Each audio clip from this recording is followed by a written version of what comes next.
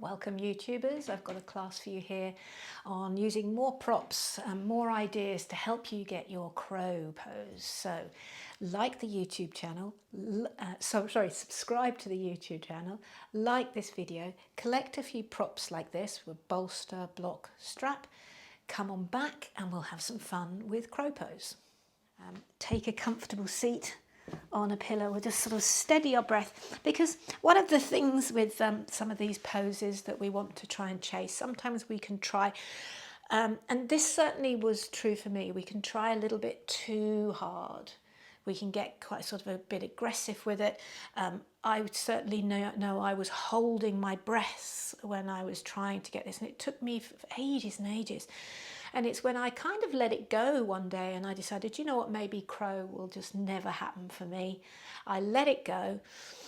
I relaxed more into my breath and just sort of played with it a bit more, and pop, it happened. Okay, so let's use this as a real opportunity to center, to soften our breath, and don't be too caught up on the outcome. Just be interested in the process along the way. Okay, so take your shoulders back. Lift the sides of your mouth. Take a lovely deep breath in and a long breath out. So really focusing on that exhale, letting stuff go, not getting so caught up on winning the pose or nailing the pose. In and out. So steady it, getting interested more in what it does for you, what it brings up for you. That's the true yoga. Okay, so I'll be quiet and allow you to take about 3 more lovely deep rounds of breath. And my invitation to you is, can you keep this breath steady and slow, even as we move into the more challenging parts of class?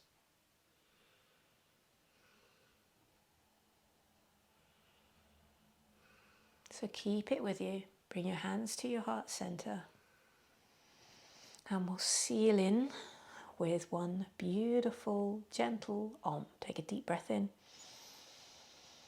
Om.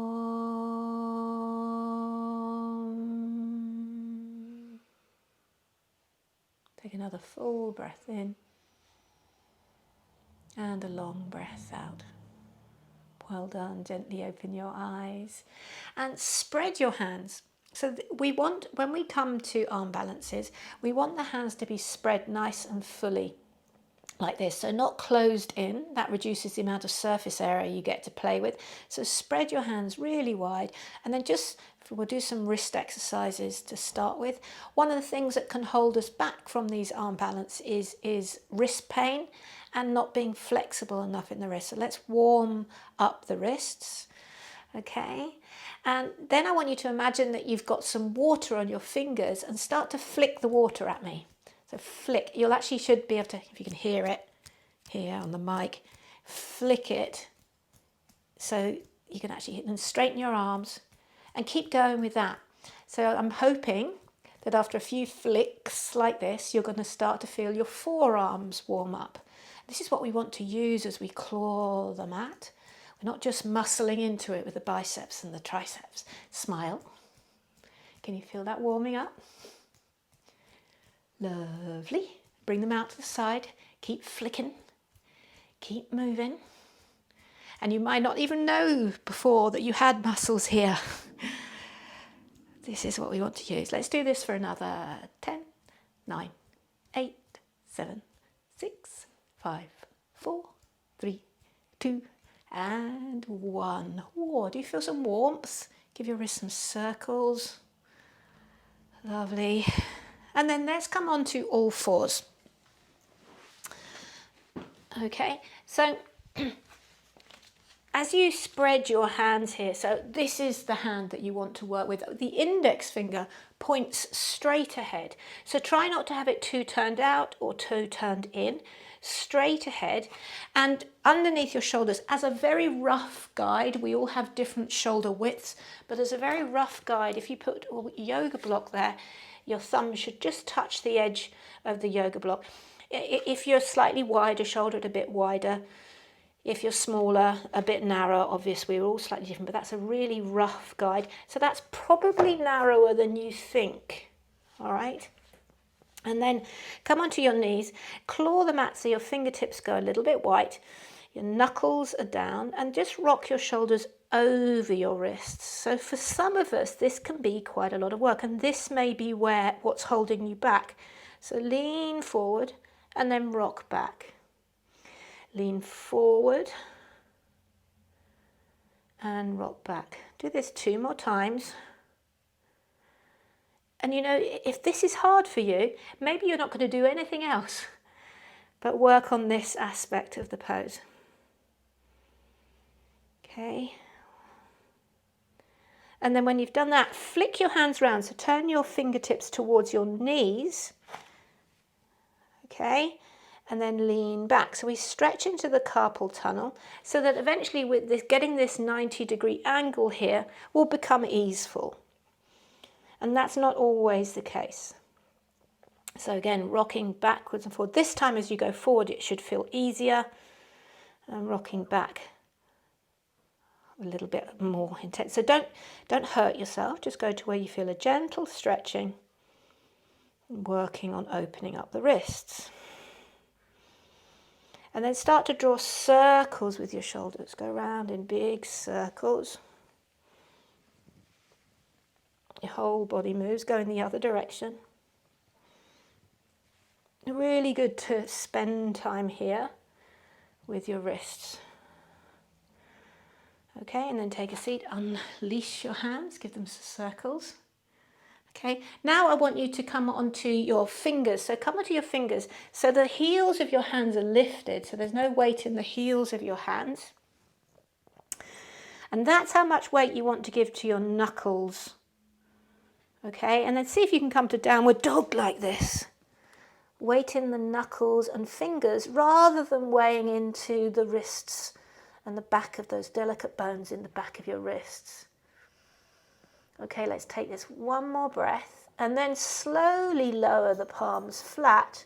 But can you have the focus on having most of the weight in the knuckles of your hands? Shift your shoulders over your wrists and keep that same energy going. Well done, and then come down to your knees. Alrighty, so that's the wrist, and that may be where you want to work. The next thing is getting the angle of the arm. So often what will happen is if we come to crow pose, this will happen. The shoulder will drop below the elbow, and then you're going to get, it's also called nose plant pose. So with the nose all fall. We don't want this shoulder to drop lower than the elbow. So one way to train yourself is to take a yoga strap, okay, and make a loop with it as wide as your shoulders. So if you've got a yoga strap, do this. And then, so see that, it's about as wide as my shoulders. And then you're going to pop that on your elbows. There you go. That's going to stop your elbows going too wide. And you'll see in a minute it'll help you from shifting too far forward. If you don't have a yoga strap, this is just a ribbon I've been given.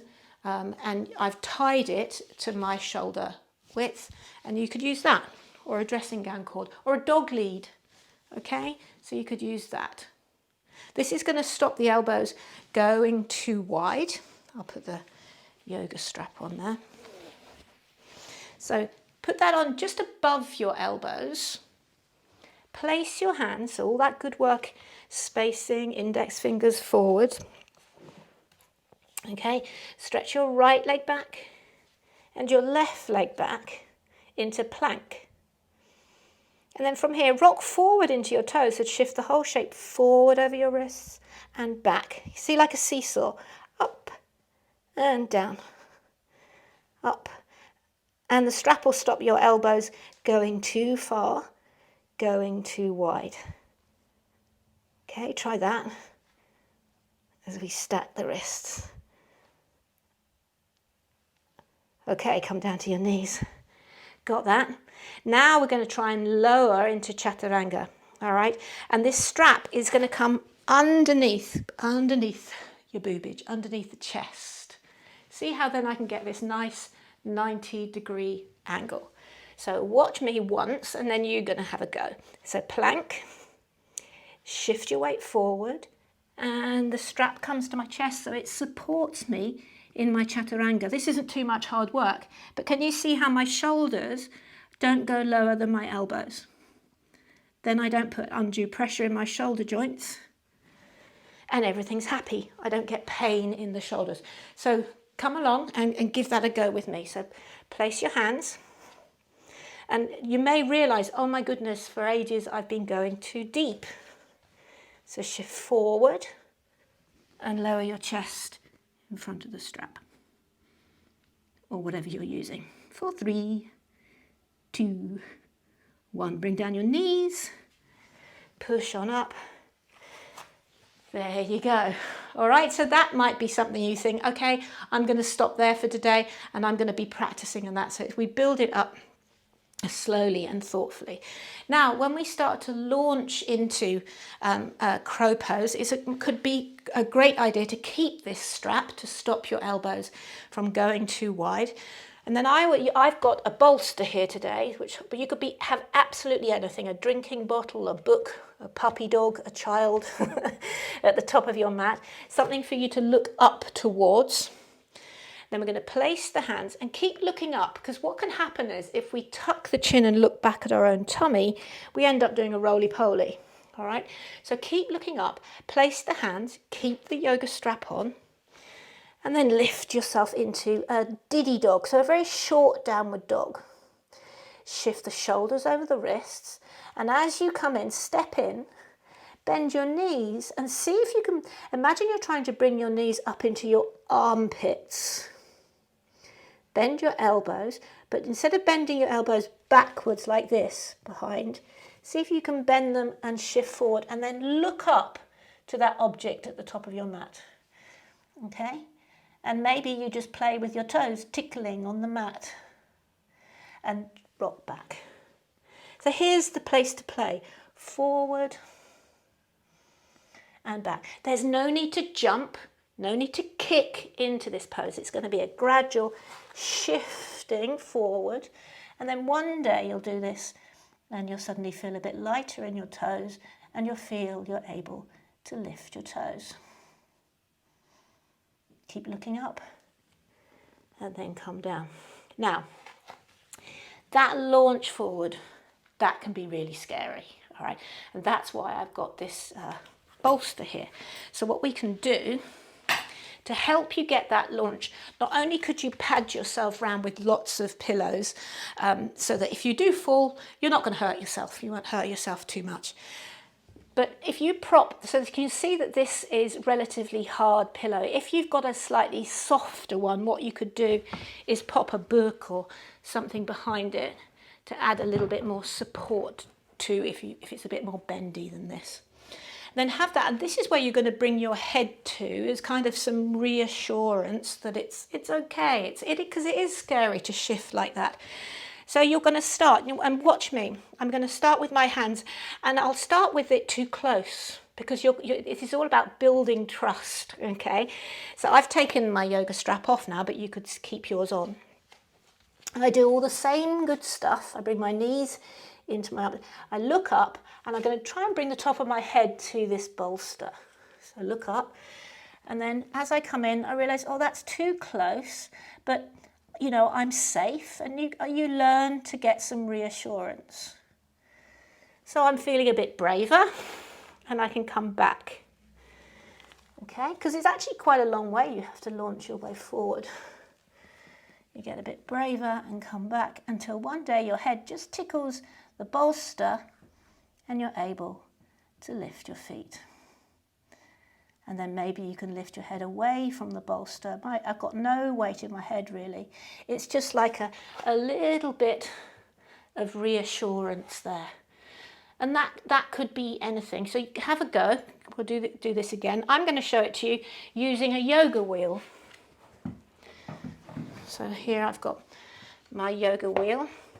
So this is quite hard, and notice this is one of the Indonesian yoga wheels with a prop. So look, it's got a peg to stop it rolling, so you could wedge that with If you don't have a prop or anything, just make sure it's not going to roll towards you. Okay, so it doesn't have to be a soft cushion. I can have this here and then shift into it. And again, I learn that's too close. I get braver and braver and braver until one day I can pick up. You can use these in headstands as well. And come down. All right, so keep trying. Try again with the bolster, or if you've got a yoga wheel, try that. And then the key is not to, so for today, keep trying with those props if it's the first time you've done it. But then what you want to do is not get 100% reliant on the props. You don't want to be using them all the time, otherwise you end up not being able to do the pose. So every now and then come away and see if you can do it without the props. So I'm going to put something at the top of my mat. This gives me drishti to look at. And it's the same setup, but you know, now I've practiced, I know from using the props where I need to shift my centre of gravity to. And I shift and I move. And notice I'm not kicking or jumping. It's just a slow lift, a steady breath. I'm not over trying. I'm able to breathe. And come down. And then, you know, if you're new to it, after a couple of this, you might need to do a few of those wrist releases. And if your wrists are aching, give yourself a break and come back tomorrow. So don't burn yourself out. Okay? So let's all try it one more time. So whether you're trying with a pillow at the wall, a yoga wheel, or a block, or just doing it free, use the strap, have another go. All right, so shift in, wherever you are, everybody, try and take flight, tickle your toes on the mat, steady your breath. We're all doing it together across the vibes. For 3, 2, and 1. Well done. Calm down to your knees, flick over onto your back, and lie down. Reach your arms up into the air, give a couple of circles with your wrists.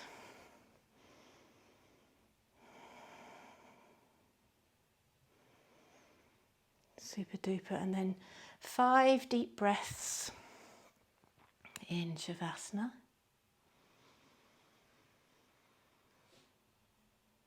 Breathe and relax. And you know, whatever you achieved is right for you today. And maybe it'll stay the same forever. Maybe it'll improve. But it's how the yoga feels internally that is the magic.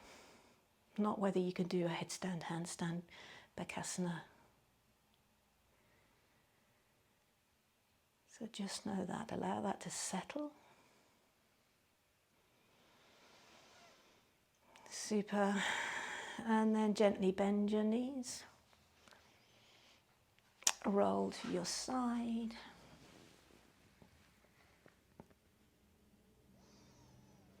And gently come on up to a seat again.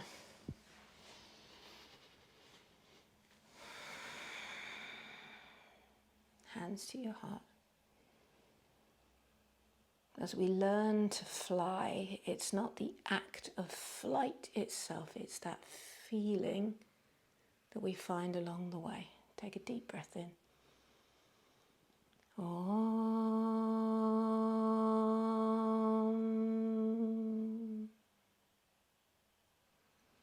Namaste.